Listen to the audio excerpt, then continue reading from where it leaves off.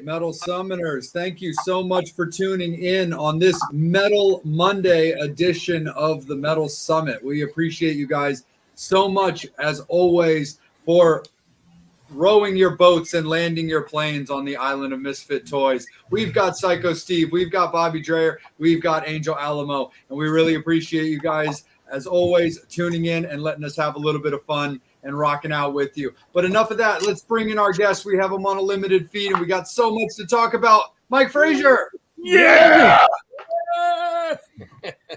That's the way to rock. Thank you so much for spending a little bit of time with us, Mike. How are you, sir? Hell yeah, brothers. Happy to be here. I'm doing great. You know, just trying to get through this pandemic thing and keep the music happening. Absolutely, for sure. So you're up in Vancouver right now. How has it kind of been up in Canada? I mean, the majority of guests that we talk to are more about in the States when it comes to talking about pandemic stuff. How's it been in Canada? We're doing pretty good. You know, it's sort of province to province. Some provinces doing worse than others, but you know, in BC here we've been doing not bad. But you know, we're still kind of in lockdown. They're starting to open up venues to full capacity as long as you're double vaxxed. But, you know, they're still shutting down smaller venues because there's not enough seats. You can't be standing up and dancing to music right now. Sure.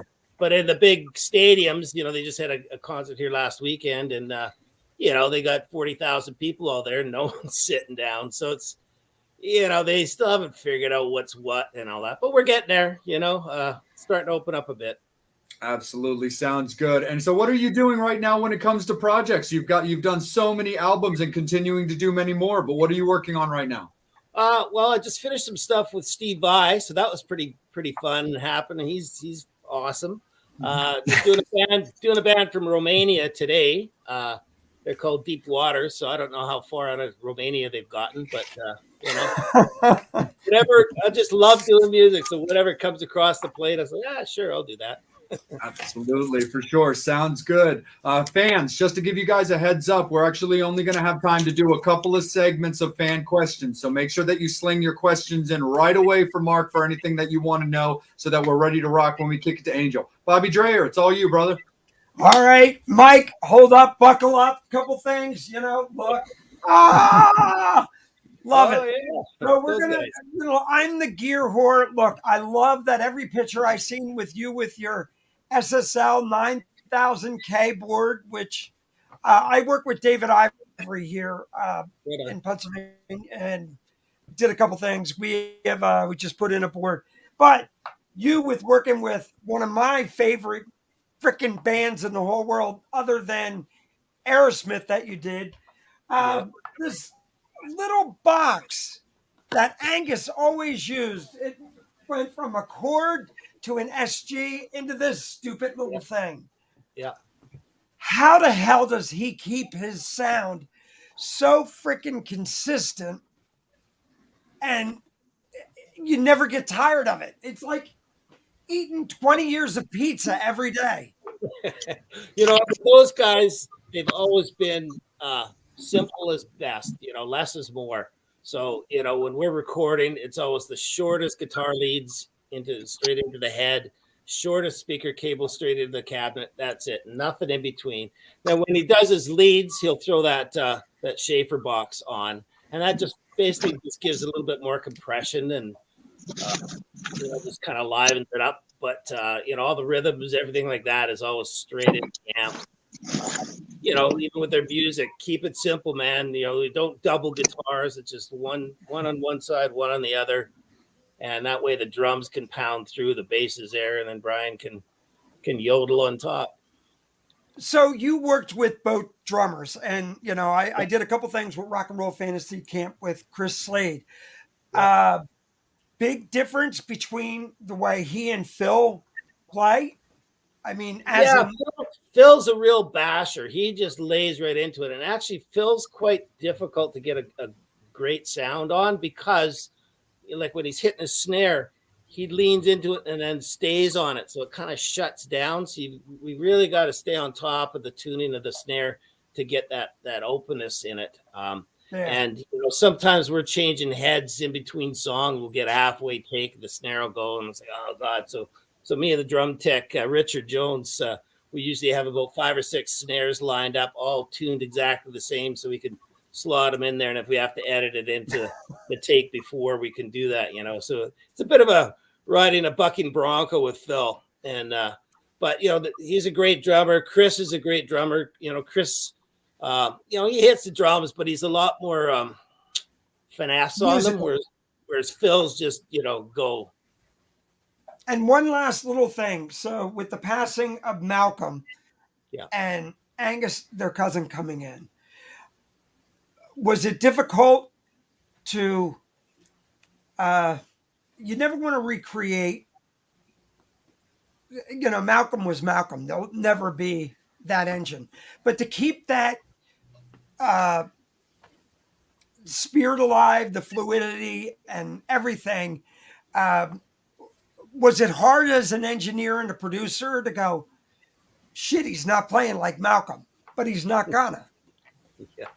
Well, he plays a lot like Malcolm, like he had taken over one of the tours in the 80s. Mal had to go into rehab or something. So Stevie had taken over then. So, he had experience playing with the band. And I think a lot of fans didn't even realize it wasn't Malcolm up there because, they look kind of similar. They got the same kind of stature, right? So, but we had all Mal's gear, all his amps and guitars. So we had Stevie play through that. So, we just had to stay on Stevie because Malcolm is such a heavy hitter. Like he'll go through, 3 picks at a song because he plays quite clean, right?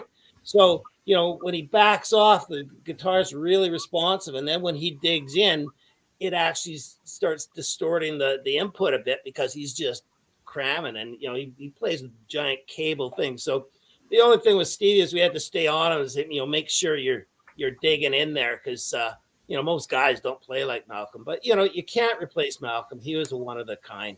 But, I think Stevie did an awesome job stepping into big shoes, Well, like I said, this album is incredible. It was great to get it. And like I've heard a lot of your interviews. It was the best thing to happen during the pandemic to come out. Yeah. So yeah. Thank you. Yeah. Perfect timing. Back to you, bro. No, absolutely, for sure. Angel, let's kick it up to you, buddy. It looked like a couple of questions did pop up, if I saw correctly. But how are you this evening, my friend? I am awesome. Just very happy to have you, Mike.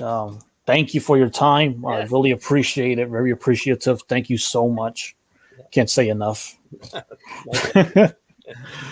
But we got a couple fan questions. First one is from Candy Burton. She wants to know who was the first band or artist that you ever produced? First band, production or engineered or production? Production. A bunch of small Vancouver bands. I kind of first wet my whistle because I'm not a songwriter. I don't really play an instrument. So for me, producer helps with that, dives in on the songs. If you're trying to show somebody how to play something, you grab the guitar and do it. So I'm not that kind of producer. So I kind of pick and choose which bands I can produce, bands that got all their stuff together and they just need a sort of a third ear on it, and help them out. So, done a bunch of, little Vancouver bands. And then, Satriani was probably in there pretty close. First production. Oh, I know the very first one was I co-produced that Poison record with Bruce Fairburn. Wow. Nice. Yeah, the Unskinny Bop. I can't remember what the album was called, but it had Unskinny Bop on it. Flesh and Blood. Yeah. Flesh and Blood. That was it. Yeah. Yeah. And we got Keith Campbell. Thank you for joining us. He wants to know, tell us about your time working with Van Halen. Oh man, those guys are great. And Eddie, man, rest in peace. What a guy he was. I went in there to. They were just doing demos, so I went into their 5150 studio in LA there, and just to kind of hang out. So I think it was 2 or 3 weeks. We were just going through demos and doing stuff, and Eddie at that time had his sort of stereo sound dialed in, his stereo rig thing, and because his original Marshall head had blown up years ago. Well, he had it out. Some Dutch guy out in Europe fixed it, and he got it back while we're doing these demos. I said, "Oh, Eddie, you got to plug that thing in. We got to resurrect that killer sound." And They plugged it in, and holy smoke, it was sweet. But we never ended up using it on the record because Eddie was at that time into his full sort of stereo sound thing. But that was pretty cool. Well, that was right about the period he was running. He was doing all the PV stuff, and things were just starting because, yeah, I ran into him that year. That was during the Balance album over in Amsterdam. I ran, Yeah, a little bit of a crazy time. Yeah, it was. Hey, we got Susan Burton. She wants to know: have you ever worked with Prism? Well, funny enough, Prism was one of the bands I kind of first started working on with Bob and Bruce. At that time, I was a janitor, and Bob had just started kind of engineering. And Bruce used to be in the band called Prism, but they didn't need a horn section anymore, so he started producing them. So they came in and did a album called Armageddon, and so I ended up being the runner and partial assistant on that one. So yeah, started with Prism, then we did Young and Restless with them. That was the only 2 records I did with them. My question is: you've actually worked with Jago for a long time, even with Jesse James on his solo album Foot Fetish. What was it like working with them? Because I mean, they were young, they were hungry, and cutting everything up. the chainsaw. I mean, they were awesome. You know, how I met them is John Clauder was an A&R guy at Geffen Records, and we've done a lot of records with him. So Jackal was on A&M, and they were doing a live radio broadcast down in Dallas. So John Clauder wanted me to fly down there and mix the live radio thing. So I go down there, sort of briefly meet the band. They're explaining which songs, who takes the solos, that kind of stuff. I said, okay, cool. And Jess says, oh, I'll have a big barrel of beer and ice sent out to the truck for you. I said, no, that's cool. I said, I'll have a couple after the gig, but I don't drink with them when I'm working. He goes, please don't mix us sober. So at the end of that show, they said, well, we'll give you a ride back to your hotel. So I jump on the bus, and we go by the exit for the hotel. And I said, oh, that's my stop there. He says, no. He says, come out the road with us. He says, we're opening for Aerosmith. He says, you know those guys, just come out and surprise them. I'm like, all right, cool. And, I only had an overnight bag. I was supposed to fly right back to Vancouver the next day. Well, 6 weeks later, I'm still on the damn road with those guys. And that was before cell phone, so my manager couldn't find me, couldn't get a hold of me. I just disappeared off the face of the planet for 6 weeks. Oh, that was crazy times. I'm gonna kick it right back up to Jay. See how I can top that one. All right, no problem. Let's see how we can top that one, because we get to talk about one of my very, very favorite bands that you worked with extensively. Let's talk about the Cult. Oh yeah. Yes. Awesome. So absolutely. So you've done multiple albums with them back in the day. You've also done albums with them recently. So talk a little bit about getting involved with the Cult and working with those guys. Yeah, well, Bob Rock and I had sort of become a team, with Bruce Fairburn, and Bob and I had done a whole bunch of projects together. And one day he got a call from the Cult coming in. He says, so Bob says, hey, how'd you feel like working with the Cult? And I'm like, hell yeah, brother, let's do it. So that was the Sonic Temple record, which was one of my favorites working with them. And, they're such great guys, super humble. And the cool thing I like about them is Ian is sort of really alternative kind of guy. Billy's more mainstream, but that collision of those two styles create their music. Yeah. So we had this song they were doing, and I think it came out later. You guys would probably know better, but it was called The River. And I think it's like an 8-minute song or something. Yeah. And so we had at the studio here, we had a big screen for when they're doing film scores and whatnot. And so we had Apocalypse Now playing on that screen, over and over. We had, I don't know, probably 600 candles, all the lights out in the studio and candles go on. And that's how we tracked that song. We did, I think, maybe 5 sort of live top to bottom takes. And then that was that song. We never ended up mixing it for the record. Now I was wondering what happened to it. Like, I know we mixed it, but it never got on the record. But I think it came on some bonus track of some compilation record or something. Do you guys know anything about The River?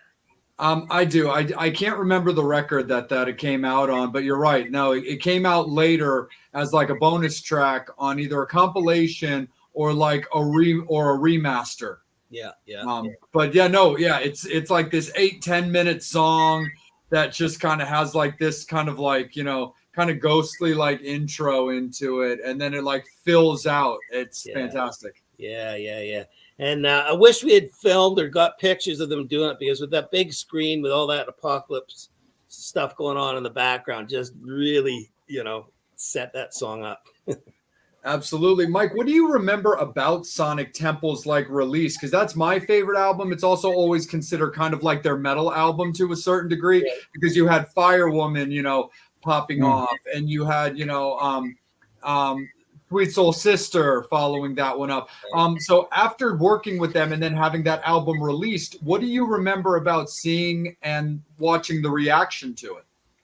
It's always exciting when you do something, you're in the studio, you really don't really have any idea of how it's going to go off with the public, like you might have your own favorite song or this and that, and quite often my favorite song on the record ends up on side 2 somewhere, and a few other people like it, but it doesn't, be one of the big hits or something like that. So it's just always exciting when it's well received by the fans, and it also almost seemed to give them another shot in their arm again, and got them up back mainstream, and it was a great feeling, Very cool. And one more final thing with the Colt, and then Bobby, why don't you pick it up right after, is working with them now more recently. They've had John Tempesta playing with them now for years. So when you were working with them, obviously John wasn't there. What was it about John coming in with his style? Because John was coming from playing with White Zombie, then playing with Exodus, then playing with Testament, just, heavy rock, thrash, into like the Cult, which are kind of everything mishmashed, almost with the exception of thrash. Like, they're goth, they're glam, they're pop, they're kind of like bluesy. They're not thrash. So what do you remember about working recently with John Tempesta with what his background was? Well, I was never on any of those sessions. The recent stuff, Bob had me come in and just mix it. So I went and met them in LA, but it was just Billy, Ian, and Bob in studio with cello or something like that. Just put some final touches on, and then did I mix it up here in LA? I can't remember where I mixed it, but nowadays when you mix it, the band's gone, and you just kind of email them the track. So I never met John. So gotcha. Yeah, unfortunately, yeah. Gotcha. So it was more. So it was mixing at that point, as opposed to like really straight on working it. Cool. No worries, man. No, I appreciate it. Always love talking about the Cult. Love that. Yeah, for sure. Bobby, get in here, brother. Mike, you worked with one of my artists, and a lot of people don't know who this guy is, but I remember in the early 80s when his song came out, Canadian guy, Kim Mitchell. I love Kim. Yeah. I just think when Go For a Soda came out, and I still listen to it, still kicks my ass across the room. But I know he had a little bit of hell scare and everything with the heart attack and everything, in 2016. But what's he doing now? I mean, are you still in contact with Kim? Every once in a while we will. He was a radio DJ for a while there, but he's done with that. I think he started resurrecting playing live again, but then, COVID hit. So I'm not sure exactly what he's doing now, but I know he's still back into, he loves doing music. So the radio thing was cool for a bit. And then he wasn't getting hands on the music, his own music anyways. So he needed to go get back doing that. Like he's a pretty big Canadian icon up here. His songs are so catchy, and it was one of those things that he never really hit on the States. But if it was, you were into either Bryan Adams, early Rick Springfield then, or that whole kind of pop rock of the early 80s, Kim stuck out. And if you were a Triumph fan, I really that's how I became I found them out, is seeing he opening up for Triumph at one time, and I was like, who the hell is this guy? Oh, I know who it is. Yeah. second part, you did the Pump album. 2 albums after that, my buddy producer Mark Hudson did Just Push Play and Get a Grip. How did you wind up getting involved with Stephen and Joe? Well, that was again through Bruce Fairburn. So they had come to Bruce to do a record. Bob Rock and I are engineering on it. So they came in to do Permanent Vacation was the first one we did, and then we did Pump after that. So they walked in, and I remember it was a Saturday night because Bob and I thought we had the weekend off, so we're kind of bummed we had to come in and set up on a Saturday night. But Stephen and Joe walk in and go by the glass windows in their duster coats on and everything. We're like, yeah, but how cool is we're here on a Saturday night listening to Aerosmith? So that was pretty cool. And those 2 albums really changed Aerosmith for the whole 90s period, late 80s, mid 80s, all the way through the 90s when the hits started coming out. Yeah. And Stephen had said to me, I think it was at the end of Permanent Vacation, he says, this is the first record we've ever done where we know what's on the record when we finished. He says, we were so fucked up doing all our other records. We had no idea until we got the finished product kind of, here's your record, guys, kind of thing. So he says, it's the first time they'd been sober and were, an integral part of doing the record. And, they were like kids in a candy store. Like they just freaking loved every second of it. And I think it showed on those records. Well, look, you've documented the 3 of our lives with the crap that's on our wall. Look, I'm an engineer, producer, and everything. Got my board in front of me.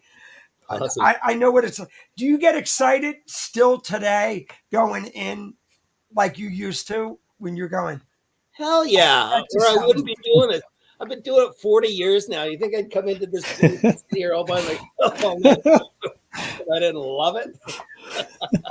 Hell yeah. I am. I got my racks. I don't care what genre it is, whatever. I just like making music and, hopefully do a great job at it. Right on. Super duper cool. Angel, it's that time, my good dude. How are the Metal Summoners? They're doing awesome. I'm going to kick it off with a question from Matt Porter, sure. Who wants to know what model of mixing console is that behind you? That is an SSL 6000. Ah. Nice. Now, what is the difference, Mike? Oh, did you freeze?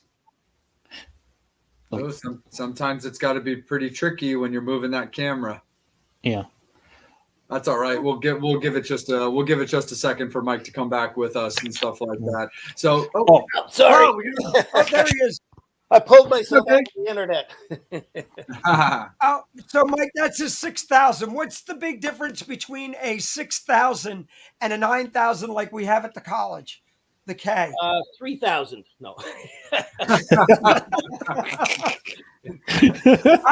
Look, I'm a music guy. I'm not a math major. The 9,000 is an updated computer, so it could do a lot more things. But like any computers that do a lot more things could go wrong with it.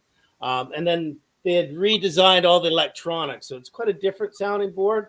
It still operates like a SSL, as it is, but they're different. EQ curves are different, and there's other functions you can do on the 9K. But I prefer the old school. This is kind of what I learned on is these old ones, and I just like them. Now, does the 6,000 have automation, or recall? Yep, everything. I'm geeking out now. I'll show you a closer look, but I'll probably pull myself out again, so I won't. Oh, that's okay. Angel, back to you, brother. I just had to geek on a question. No, I mean, I kind of grew up where you would buy the albums, read all the credits, and always just curious to know what is it a person that mixes the album does. If you can just take us through the process a little bit. Sure. Well, when you're recording a record, you record all the instruments on different tracks, and like sometimes the drums will be spread across like 16 tracks. Kick drum, snare drum, bunch of cymbal tracks, room track. So when I get, especially now during Pro Tools, it was easier back in the day when we're doing it on 2-inch tape because you only had 24 tracks, and later on you could marry two together and have 48. Well, now with Pro Tools, quite often I'll get 80 and 90 different tracks, and 10 vocal tracks and this. So I've got to take all those tracks and blend them together in hopefully a pleasing way, and I mix it out to a stereo, which the CDs or streaming or MP3s all get made from the stereo version I end up printing. So I basically just blend it all together and mix it together, Thank you. Right on, man. For I was sure. always just curious because like back then we used to buy the albums, read everything, read who produced it, who mixed it, who engineered, all that beautiful stuff. Well, sort of like if you look at it like movies, like an engineer is like the cameraman, and the producer is like the director, right? So I'm the cameraman. Mike, let me ask you this real quick. So now with everything going in, the college, we just got Dolby Atmos certified. How are you with Apple doing the spectral, sound and Dolby Atmos? Has it been a game changer for you as an engineer, producer, mixing? No, not yet, though. I know a lot of the labels now are asking for those mixes to be included, but there's not many rooms set up for it, so it's a bit difficult. And then especially now with still the sort of COVID protocols, I can't really fly in places to do stuff. And I know we did one mix a while back, and they had to fly all the gear up from San Diego, and it was quite a big thing to sort of retrofit the studio for 3 days, so I haven't done much of it yet. Yeah, I noticed Apple has just included with Logic now, and it's amazing. I've just been goofing off with it. You can mix in Dolby Logic binary with your headphones, which is. Have you guys heard any rock stuff done yet in the Atmos thing? Have you listened to only through Apple, and I'm really not impressed by it yet. It's just I'd rather watch a movie in Atmos, not music. I don't need it. Well, my personal feeling on it, especially for my genre, for rock, I don't really see it because you don't really want to have Angus playing over here in your right ear, and even if you do the surround 5.1 mixes for DVDs, I can see that, because basically what I do is I just do a wide stereo version of the band, and then your surround is the stadium and all the audience, and if you have your mics right, you can really hear that one guy whistling up in the nosebleed and all. So that to me, you feel like you're there, right? But as far as having instruments flying around, like, maybe dance stuff and more pop music, awesome, great. Yeah, have that zip through my ears. But for rock, it's so always been, you go and see a band and they're right there, unless you're lucky enough to sit on stage. But then when you're on stage, you're not hearing the song, you're hearing the bass players too loud and the kick drum. And so I don't really see it yet. I mean, I get that it's a new format, and, now they're talking about putting it in all the cars. Well, they did that, or they tried to do that with the 5.1 stuff, and that didn't really work. So I don't see it for rock myself. Well, that's really cool. So I want to ask this. Do you mix from a producer's perspective of you looking at the band, or do you do it from a band's perspective looking at the audience?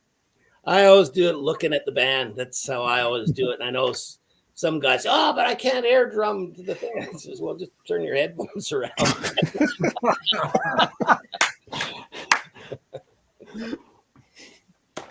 That's great. I love this. It's interesting, like when you were talking about like how things like bounce back and forth in like your ears and like your headphones and stuff like that. Because also to a certain degree, even in rock, it really kind of varies on the band, because in my opinion, nobody was better at like tweaking sounds and bouncing things back and forth than Queen did it. Because when you would listen to something like Seven Seas of Rhyme, it would literally, mostly in the vocals, it would be like, for after and after. And it's actually kind of funny now, because like I'll listen to Queen while I'm at work, like setting up the bar. Yeah. And I'll usually just keep like one of my ear pods in and the other one is not in, just so I can hear what's around me or if somebody calls me. Yeah. And it's funny when you get to those type of songs where all of a sudden I'm hearing the song and then I'm not hearing anything at all because the earbud that's down here is the one that's actually putting out the music. Yeah. So it's funny with that kind of stuff. But I always found that to be a very interesting thing too, where I'm like, you know, I want to have that full sound, but at certain times it definitely is appropriate, but weird kind of at the same time. Yeah. And so when you were talking about that, I was like, that almost sounds like he's like indirectly talking about Queen, because that was what Freddie was all about. Yeah, yeah. I remember having a car and I had one of my speakers was blown, and that used to happen, you know, especially the Queen stuff or some Beatles stuff and some of that stuff that really used the stereo thing a lot. And I go, oh, damn, that was my favorite solo. I can't hear that in my car. No, for sure, 100%. So, Mike, I want to touch base a little bit with you on like, you know, younger kind of like hungry bands. And there's two in particular that I wanted to highlight. One that doesn't appear to be around anymore, which is a bummer because I was way into them and they seemed like they kind of fizzled out, especially when their lead singer quit. But you produced a Canadian band called Hail the Villain that I saw out on tour years ago. It was the first time I'd ever seen them, heard of them, and was like, these guys are fantastic. Their live show was fucking amazing. And so then, of course, I was stalking the album, and then the album came out, and I thought the album was fantastic. But what do you remember about working with like such a young band like that on their first album? Well, same thing. I was just blown away by the music and the depth to the songs and everything. And, you know, they had everything going. I only saw them once live, but I was blown away at their live show. And then I don't know how much of it got out or if you saw, but they had a whole comic book thing all done to their music. And like what they were setting up, I thought, oh, you guys are going to be huge. I think they all parted on good terms, but I don't know. There's just something in the middle of it just kind of fell apart. And they just said, let's knock it on the head. And I thought, what? You had it was going. Yeah. You know? Yeah, the last thing I knew was that, you know, their singer had quit. And then after a long hiatus, they actually did make like a post on one of their social medias, like, we're not dead, we're just writing. But then it stayed very inactive, I think, since like 2016, 2017. So hopefully something will come out because I think that would be like very, very cool. But yeah. Too bad it never saw the light of day, really. You know, I know they really didn't, because you're right. They were building like a cool like branding kind of thing, like hitting from a bunch of different angles. And the other band that I wanted to talk to you a little bit about is a band that I think is absolutely fantastic, that I think is going to keep carrying the torch for rock. And they're from Australia, and that's Airborne. Yeah. They are awesome. I mean, yeah, they reminded me of like a Def Leppard meets AC/DC or something when I first heard of them, and I thought, oh yeah, this is right up my alley. You know, we were talking about doing another record together, but that was right as COVID started, and you know they're locked down in Australia. Australia's not letting anybody leave the island. Oh, you know? gotcha. So we just kind of been twiddling our thumbs and we'll do it in January. Okay, well maybe we'll do it in May now. Okay, maybe next January. Like it's just been one of those things. So hopefully that gets resurrected in 2022 and we can get some, you know, new music back out there. Hopefully they're writing their little asses off too. Absolutely, brother, 100%. And how did your phone ring for them? I think my manager, Mimi Northcutt at the time, I said, hey, I heard this band. I freaking love them. Can you go, you know, find out about them and you know, get me in contact with them? And she at first thought I was joking because she thought, oh, it's really 80s sounding stuff or whatever. And I was like, dude, this is awesome. Hello. I know. So, I think she hooked it up and, you know, went and saw them play a bunch of times live. And we just all kicked out like we're like brothers, you know, we're all the same kind of people. So, nice. Yeah, kicked off really good. That's awesome, man, for sure. We had Steve for a second, so we'll get him right back in when he joins us. So, Bobby, it's all you, brother. Okay, so look, Metallica went through a period. You picked them up when they got into fucking cigars. How the hell did that ever happen?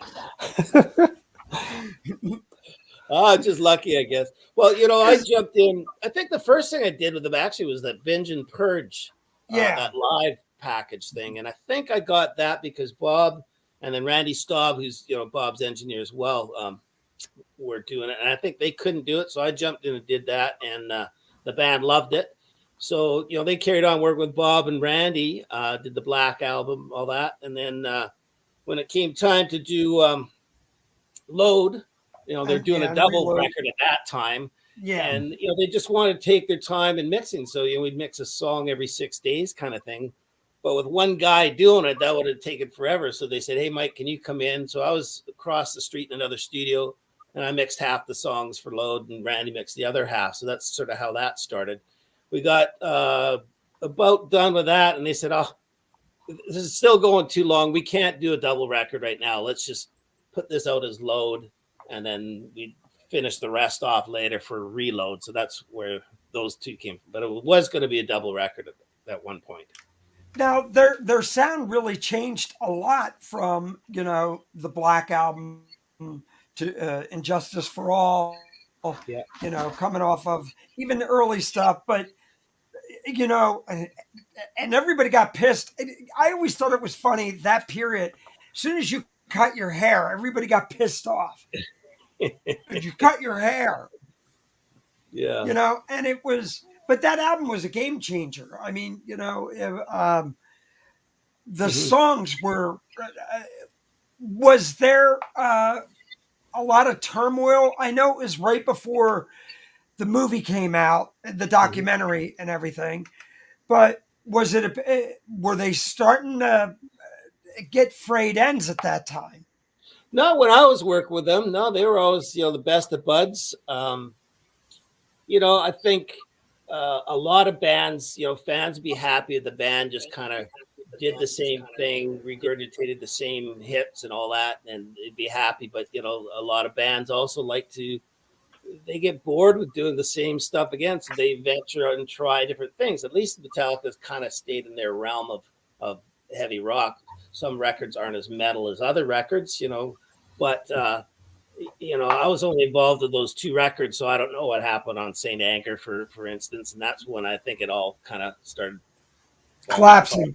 But they brought Marianne Faithfull on for the one single, and having her do the backgrounds, which was definitely, a lot of metal people didn't know who she was, and like if you grew up in the era you and I did, oh my God, what a great wow.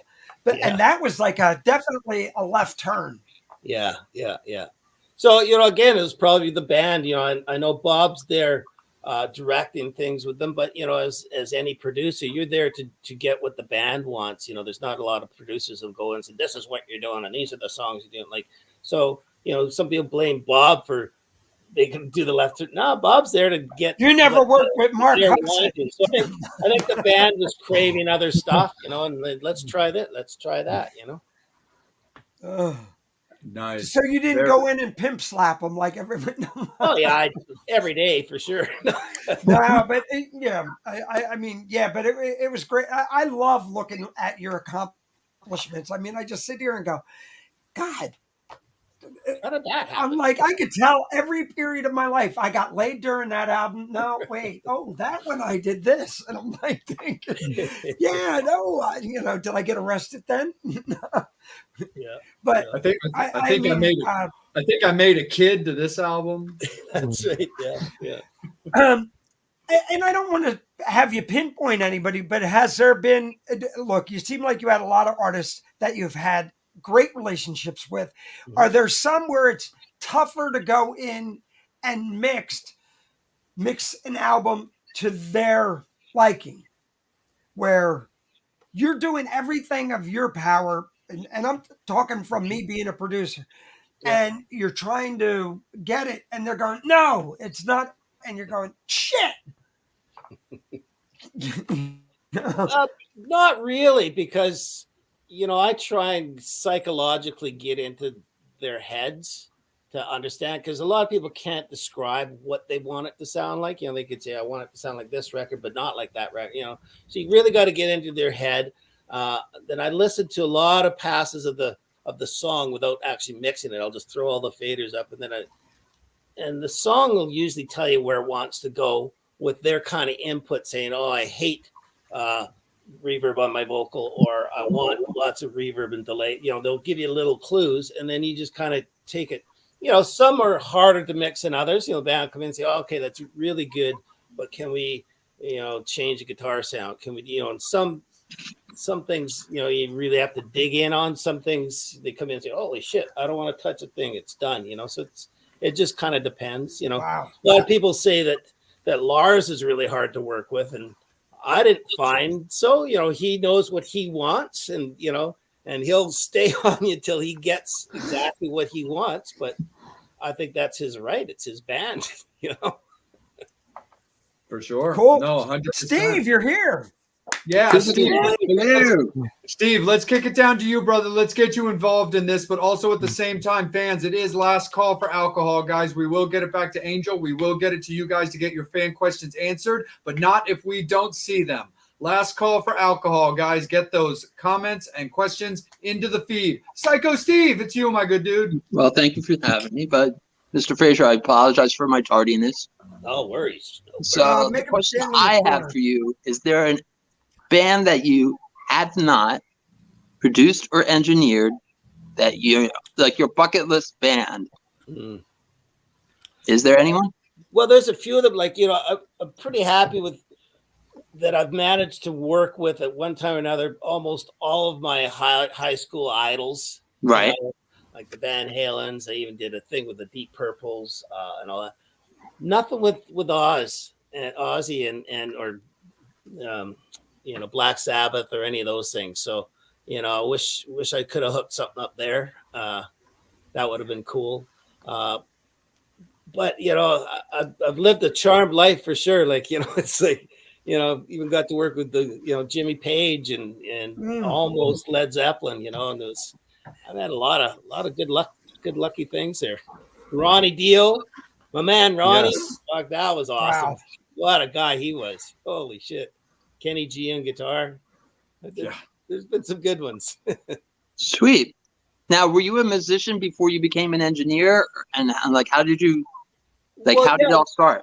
When I was in high school, like I think it was like grade 8 or something, me and a couple guys started a little sort of garage band, and I learned pretty quick that I wasn't going to make any money playing guitar. So when I quit school to drive bulldozers and trucks with my dad. We had a construction logging company, and then I got bored with that, and so I got a job at a studio because I thought, well, I like music.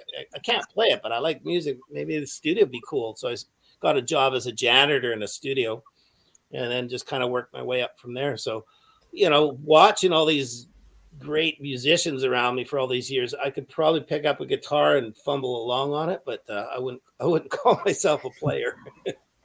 Wow. That's awesome.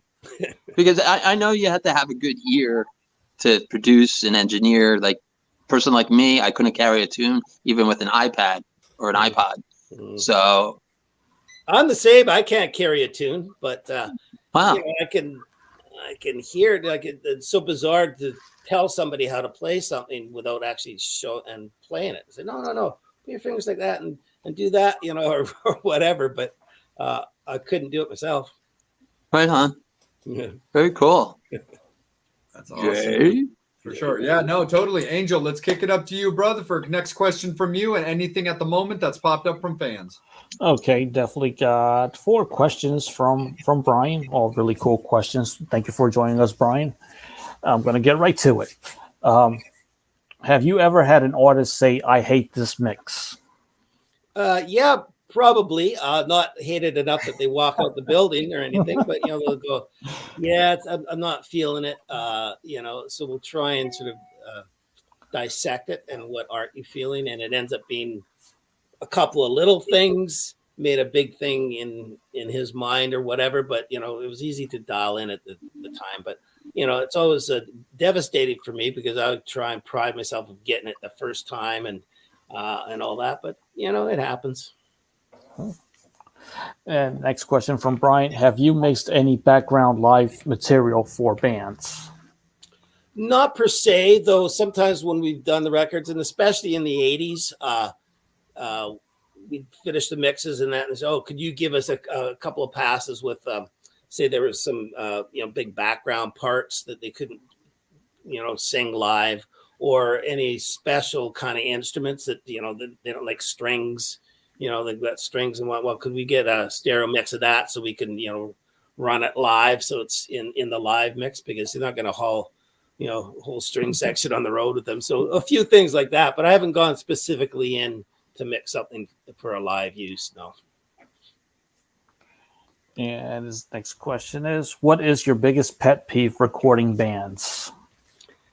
Band guys that don't know how to do their instruments, keep them in tune, or in shape.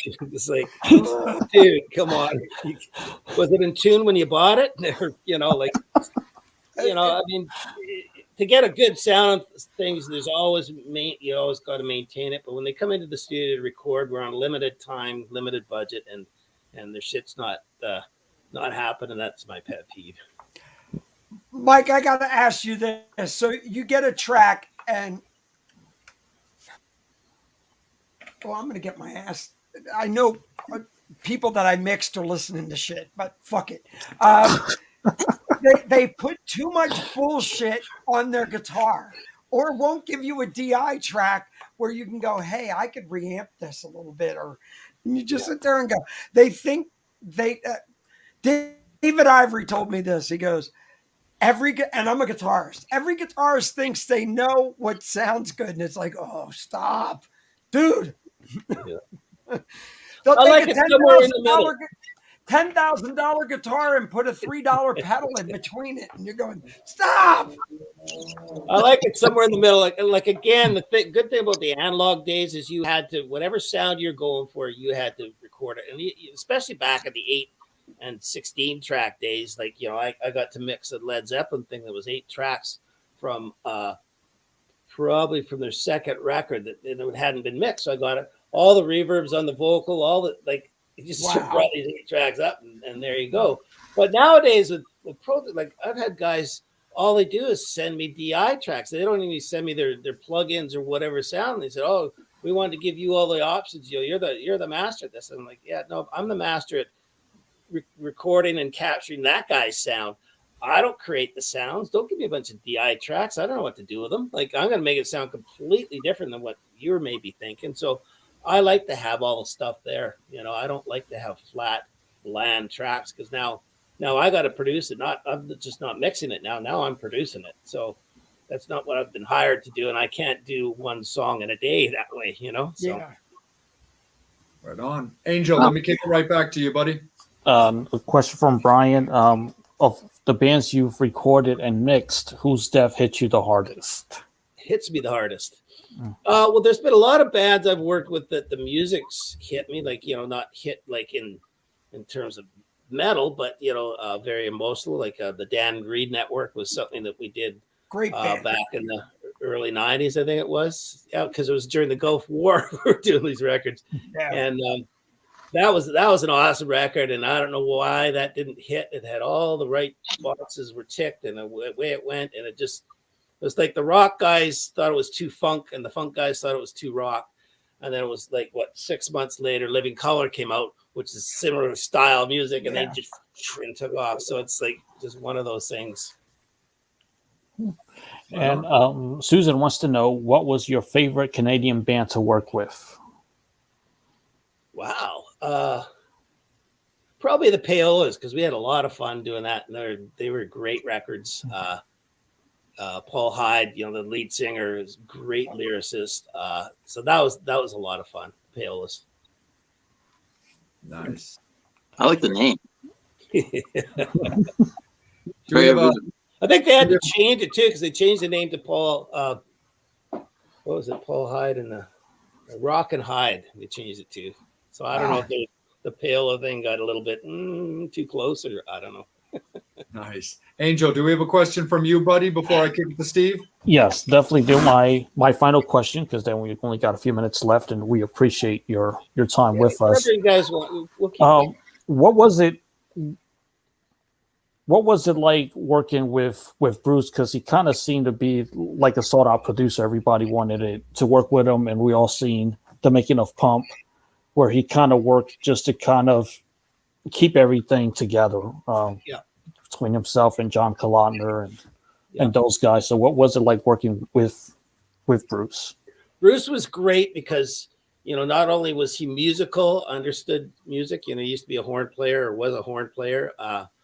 So he could talk in terms of that with bands, but he was a really good organizer. His projects always came on budget or under budget, on time. We'd walk in one day and he'd say, okay, today we're doing this and this and this. Okay, at 5 o'clock, you're going to play your guitar solo.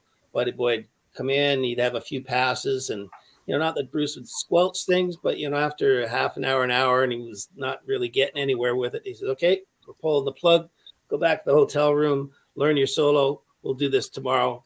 Now let's move on to hit. So he always kept the ball rolling and things rolling. So things didn't sort of bog down in the studio, because the studio could be a pretty boring place to be honest, unless stuff's kicking off and everybody's working and keeping everybody working. So it wasn't just the guitar player was working that day. Everybody had a shot and a turn. So they weren't sitting around getting bored in a hotel room or thinking about going out and going on a bender or something. So, he always kept things rolling and always in a positive way. So I think the music speaks for itself then, because, it's done not quick, but quick, so you don't have time to overthink it. Just get it out there, man. Like, what were you thinking? Okay, play that. Awesome. Next, so it's pretty cool.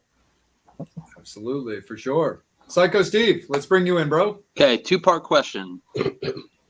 Your favorite band of today, favorite band of yesterday? Oh, wow. God, that's both tough. Well, yesterday is easy because, I'd have to say I was a huge Black Sabbath fan. I mean, I love those guys. I lived, ate, and bred those guys. Today, that's really tough because, I'm kind of in the studio doing stuff all the time. So I'm not out looking at band or looking for bands anymore. It's I find that the real tough part, because back when you used to have what was that stupid MySpace, right? So that was pretty cool finding bands in there. You could go hit their thing and all. It's a lot more crowded out there. Like, where do you go to find bands now? You go to streaming site. Oh, they're already signed and sealed and already mixed. So I don't have time to do that. And also, when I'm not working, I don't even have a stereo in my car. I don't listen to music because it just sounds like work. I can't turn my work ears off. So I'm listening to things. Oh, that guitar's out of tune. Oh, I hate the sound of that snare. And I can't listen to the song, I'm a huge Drive-By Truckers fan, though. I love those guys. Yeah. Because I've not worked with them, and I can listen to them and go, yeah, fuck, I love that record. And my work ears don't turn on. Sweet. And then the last question I have for you. You did Carved in Stone with Vince Neil. Yeah. Okay. So any horror stories? Because, I worked with him on a different level. I worked with him at a club. Yeah. Yeah. And, people say hot and cold, there's good Vince and bad Vince. I think I mostly got good Vince. Okay. Yeah, we got along great. I remember when we were mixing that record, like he lived out in Malibu, and it was like one of the biggest, rainiest storms over the week or whatever. So he got flooded in at his house on the beach. He couldn't get out, so they had to send a helicopter for him to pluck him off his property because he was flooded in and rivers were crashing everywhere. It was bizarre. But sometimes he'd come into the studio. At that time, I think we're mixing at the record plant in LA, and they had a big jacuzzi kind of party room or whatever. So sometimes Vince would disappear in there with a couple of girls, and you wouldn't see him for the rest of the day. So that got a little bit frustrating because it's like, okay, Vince, you gotta listen to this mix, man, so we can move on to the next. Yeah. I'll be there in a bit. It's like, okay. Guess we're going home. Nice. Nice. Very cool. So, like a band that I wanted to ask you about that I think would be kind of cool to hear from you about is, so you mixed Bad English's first album, which for people who aren't fully familiar, to a certain degree is Journey, but with John Waite on vocals. Yeah. The babies. Yeah. Yeah. So what do you remember about mixing that album?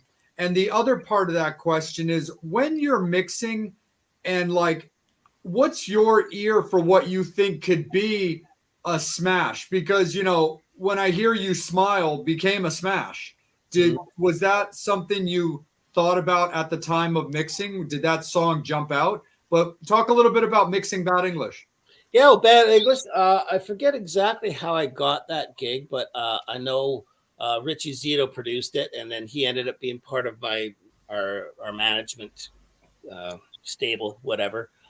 Richie is a great guy, so that's probably how I got it. And I just remember getting the tracks going, and I was a Journey fan back in the day, so it was like, wow, this is cool, man. And all the sounds on tape were great. Having John sing was a cool, a different thing. Like, it was Journey-ish, but not real. It was a different thing. So I just remember really getting into it. And then Smile was one of those songs that, you knew it was going to be a hit. It just had the earmarks of that sort of, big stadium thing. When I see, So, yeah. Cool. That was great. And then one other thing, because when you mentioned something about one of your pet peeves and bands not coming in prepared with their instruments and whatnot, because limited time, limited budget. I kind of got this idea of just a fun question I wanted to hit you with. Sure. Probably not so much nowadays, but definitely back in those days, entourages were definitely a thing. What situations, if you had any, did you have any with people bringing entourages? Because I can't imagine that an excessive amount of people in a recording space was something that you would like. Yeah, we were pretty lucky because a lot of, Little Mountain here in Vancouver, when we exploded in the 80s, a lot of people didn't even know where Vancouver was. So all of a sudden everybody's like, what? So, it's not big, huge entourage. Bruce never allowed any of that in the studio anyway. It was distracting to the session. So we didn't get too far into that. But I remember doing, might have been an Paola's record or whatever. And David Foster was producing it with them. So his buddy Wayne Gretzky was in town with the Oilers. And so after the game, they all came down to the studio, which was no big deal, but everybody was just shit-faced and all that. So Wayne kept putting his beer on the tape machine, and the tape would be spinning and the machine's vibrating. I'd go and I said, no, don't put your drink on the gear, please. And he just kept forgetting and doing it. So I kicked him out of the studio.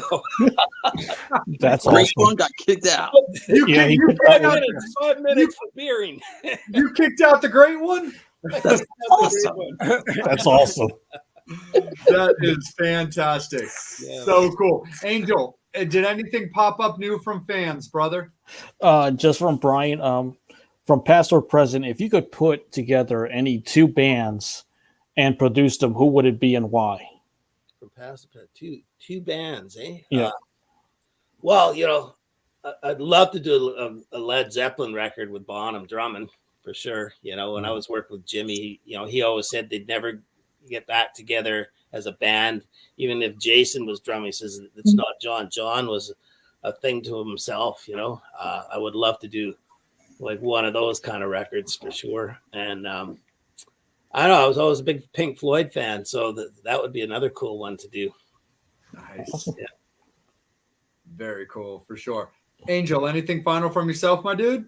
No, just want to thank you for your time. I've kept you on time. That's 1 hour mark almost. Thanks, Brian and Sharon and all the fans out there for the great questions. That was awesome. Yeah, definitely, Mike. We look forward to having you back, Mike, man, as soon as your schedule lightens a little bit, man, so we can really dive deep into some deep cuts, man. That'd be a lot of fun if you're up for it. I would love to. This has been a blast, and sorry I couldn't hang all night. No, it's okay.